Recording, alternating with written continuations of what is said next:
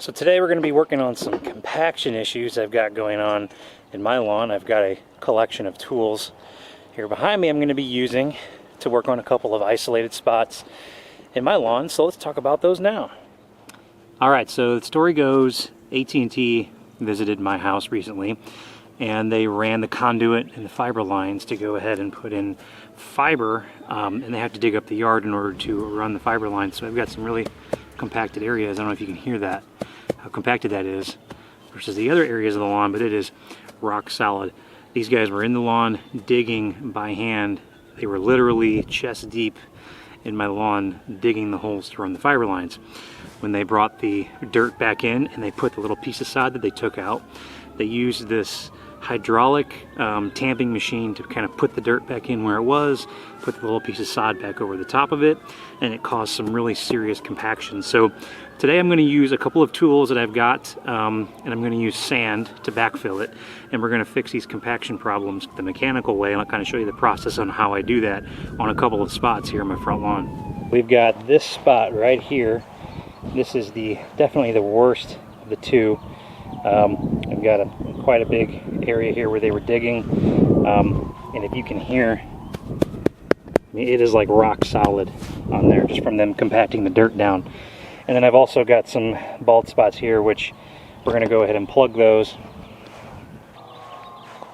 And then we also have a small area right here. You can kind of see the outline of where they dug. It's been about 3 or 4 weeks since they were out here doing the work, so this section actually has healed much faster than the other section, and so I'm probably just going to do some manual aeration right here and backfill with the sand, and then on the section down on that end we're going to go ahead and we're going to do some plugging as well. So I'll address a question right off the bat. I'm sure a lot of you are wondering, why are you using sand to relieve compaction? Well, sand, if you're using a fine grit with kind of a low particle size like I'm using here, you can find decent sand at the hardware store. You can get it from a local landscape shop. Kind of call around and see. If you really just want to run to the hardware store, you can look for something like silica sand, or you can use mason sand or even play sand. Just as long as the particle size is small enough, any one of those options will work pretty well for you. And the whole premise behind the sand is that if you have a heavy clay soil and you bring sand in on top of it, the sand is going to kind of make its way down into the soil profile. It's going to help break that layer up a little bit and relieve some of that compaction, and also allow drainage and nutrients and water to kind of break down into those cores where you used your coring tool, and it's going to allow the water to penetrate down and then relieve some of the surface compaction that you get from really heavy clay that's been compacted like I have here. So I'm going to be using a tool that I got from the Yard Butler. This is their manual coring aerator tool, and I'm going to go ahead and I'm going to manually pull some plugs with this tool. These are really nice to have if you have some isolated compaction problems like I'm having, to actually pull some cores. We're not going to leave the cores, we're going to pull them, we're going to remove them from the lawn, and then we're going to backfill with the sand. So I'm going to go ahead and do that now. I'll show you guys how I do that process.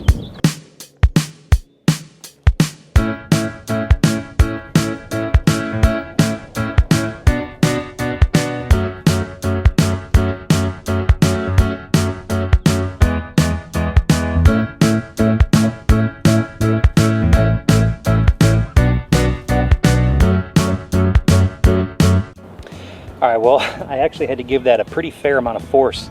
It is so compacted in here that the plugger didn't actually pull any plugs. It's really kind of acting as a spike aerator at this point, which is totally fine, just saves me from one step. So I don't know if you can see this, but I have a fair amount of holes. Some of them are hard to see because they're covered up by the grass. I wasn't too scientific about it. I tried to put as many holes in this section as I could. So now we'll kind of come over the top of it with the sand, and then we'll work it into those holes.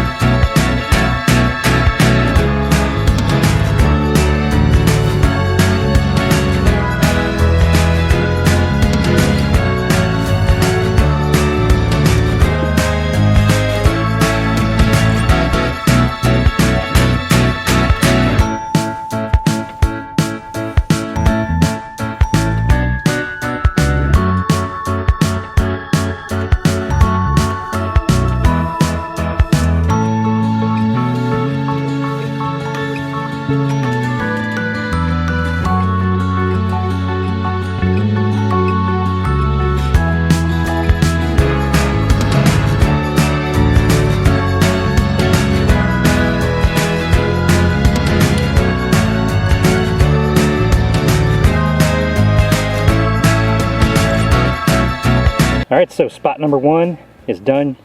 You can see from here you can't see any of the aeration holes. I really just went over this with a little bit of sand, kind of worked it in with the lawn leveling tool, and then kind of brushing it with my hand. You can also use like a big shop broom if you really want to work the sand down in the canopy. The sand that you see here, at some point within the next week or so, the bluegrass will pretty much grow through all of that sand, and you won't be able to see that spot any longer. Especially tonight, we're supposed to get some rain, so the rain will help kind of wash some of that sand around a little bit, work them down into those aeration holes, and that really won't be an issue. So let's move on to the other one and let's get some plugs.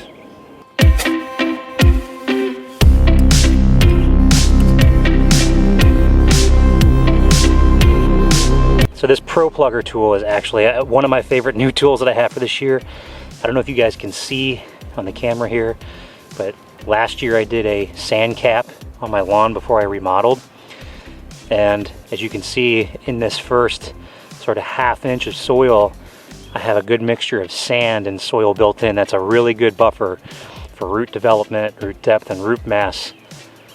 For having a lawn like I have, the golf course style lawn, that's the sand cap that you're talking about. So once you go sand, you really can't ever go back. Once you top dress with sand, sand is your medium from here on out for any sort of top dressing. And that's exactly why, because you get a nice kind of soft, I mean, if you touch this, it's a very soft kind of medium for those roots to kind of move around and develop. Also gives you a nice thick canopy.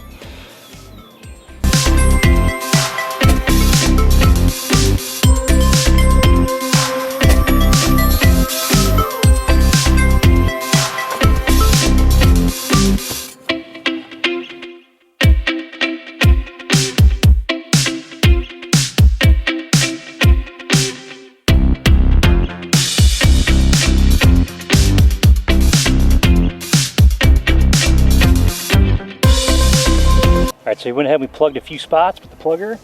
Looks a little bit fuller now. I'll just kind of wait for the Kentucky bluegrass in here to just spread out on its own. Sand's going to help with that. I did put a little bit of sand in with the plug. I don't know if you can see in this section right here. These are just some of the dirt plugs that are left over. I'm also going to give that a little bit of sand right over the top just to kind of relieve some of that surface tension. But overall, from this point, I'm just going to go ahead. I'm also going to get the aeration tool. We're going to do the same thing we did on the first spot. Over on the second spot, we're going to plug some holes when we come over the top with sand, and then we'll go ahead and get some water on this.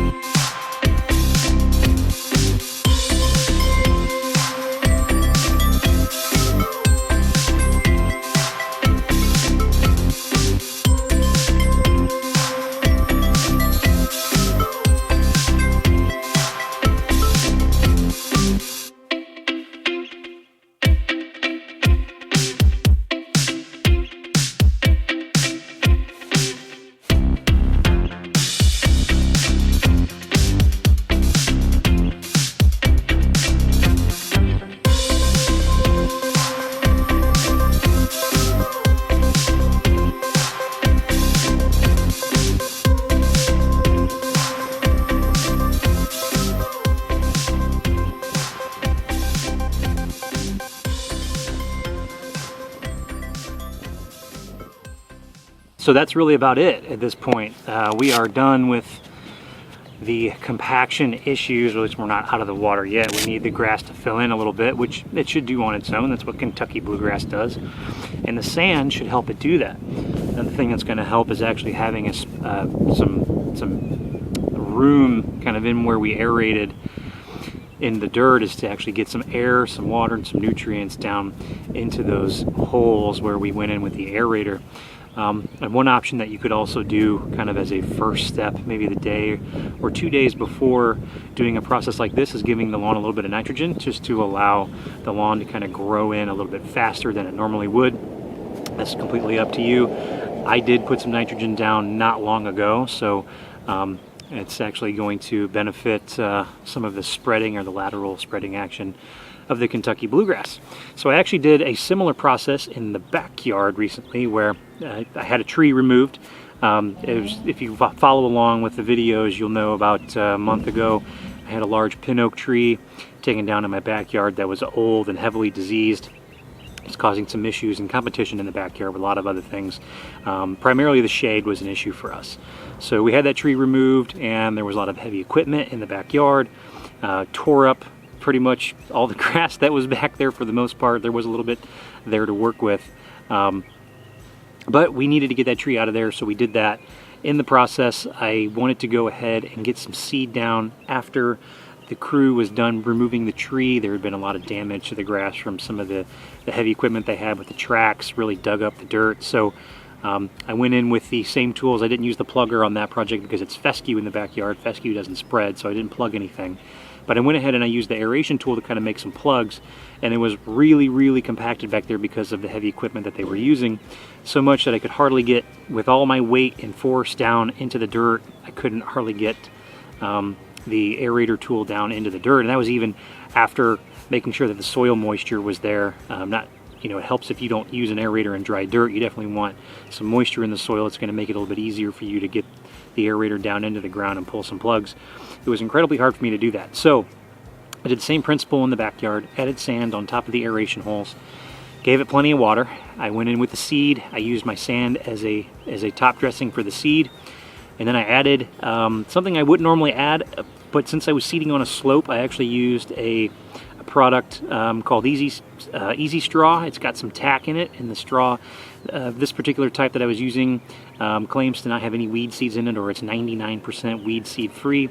So I'm comfortable with using it. I would rather have, if I have a little bit of collateral damage from weed seeds, instead of losing all my seed on a slope, I think I'd rather have that route. So I went ahead and I added a little bit of tackifier onto that with the straw, and at this point it's actually looking really, really well.